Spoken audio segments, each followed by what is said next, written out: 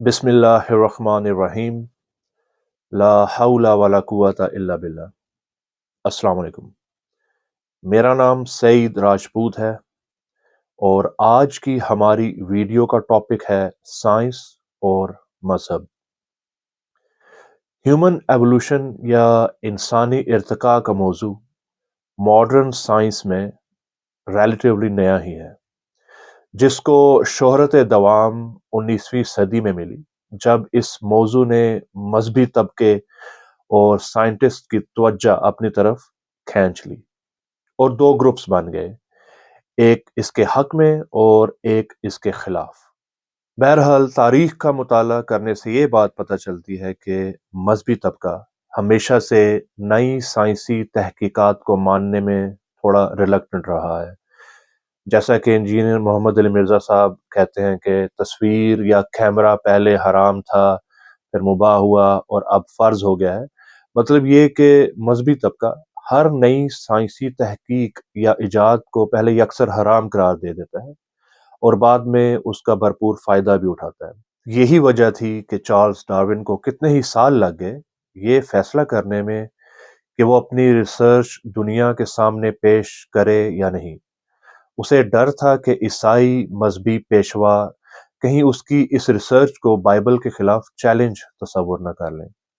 اسے یہ بھی خبر تھی کہ گلیلیو اور برونو کا انجام کار کیا ہوا تھا۔ جیوڈانو برونو ایک اٹالین سائنٹسٹ تھا جس کو یہ سزا دی گئی کہ اس کو جلا کر ہلاک کر دیا جائے، اور اس کا قصور یہ تھا کہ اس کی ریسرچ کے مطابق کائنات ہیلیو سینٹرک تھی۔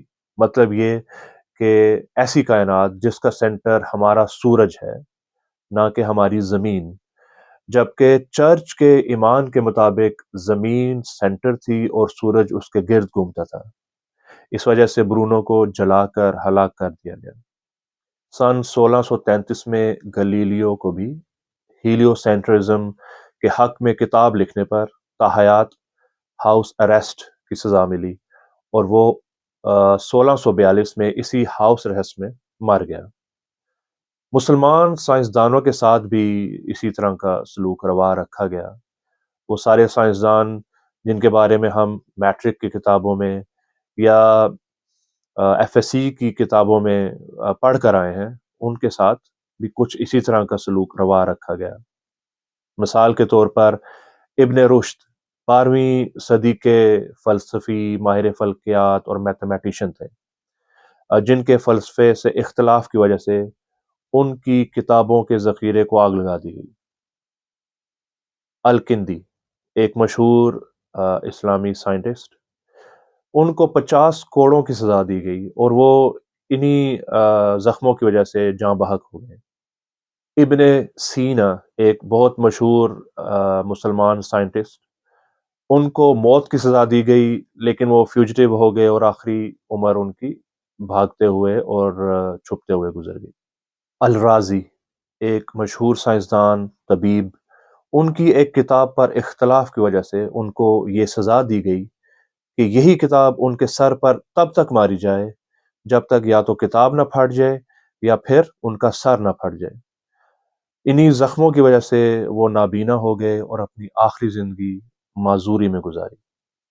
بالکل ایسے ہی جب چارلس ڈارون نے اپنی تھیوری آف ایوولوشن پیش کی تو مذہبی حلقوں نے اس کو یہ کہہ کر مسترد کر دیا کہ یہ ان کے مذہب کے ساتھ یا عیسائیت کے ساتھ کمپیٹیبل نہیں ہے۔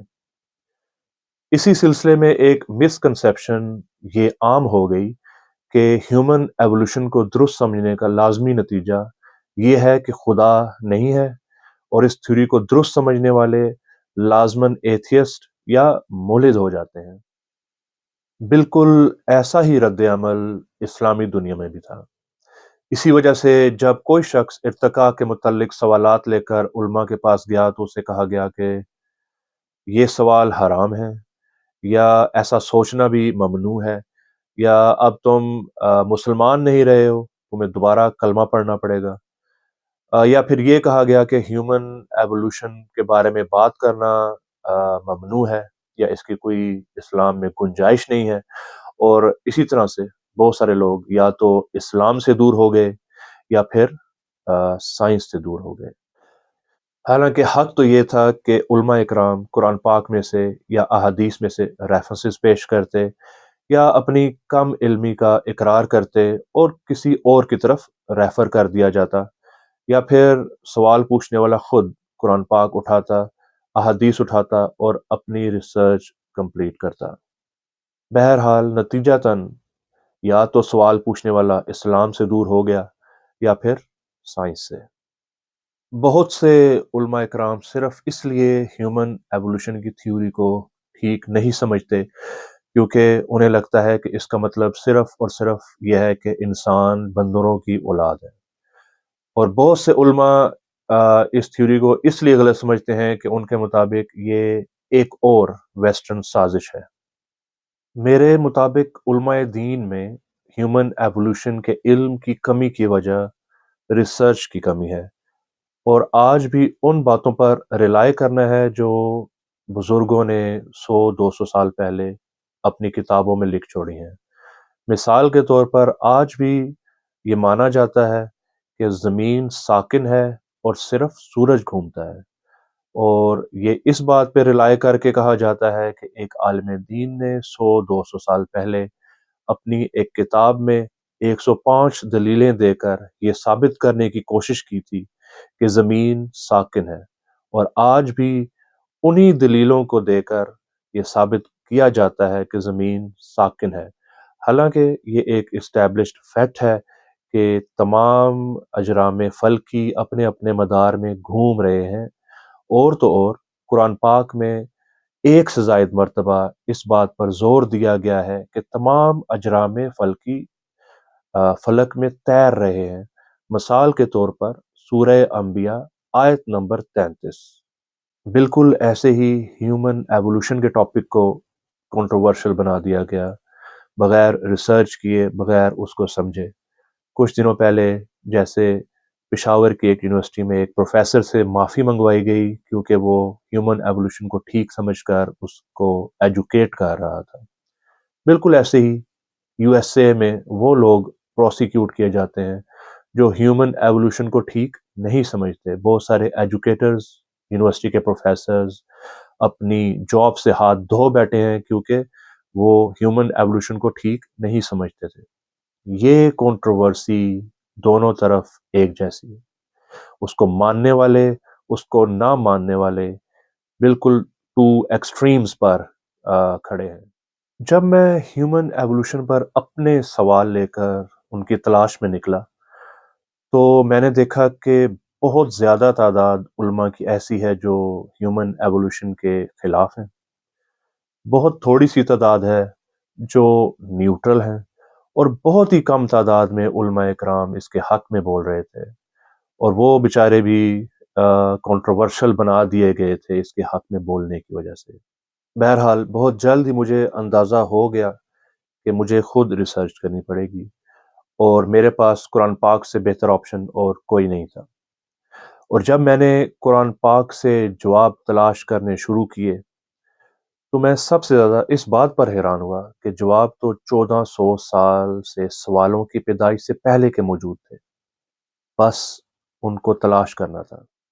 सूरह अनकबूत की आयत नंबर 40 में अल्लाह ताला फरमाते हैं कि ज़मीन में सैर करो और देखो कि अल्लाह ताला ने तख्लीक की इब्तिदा कैसे की।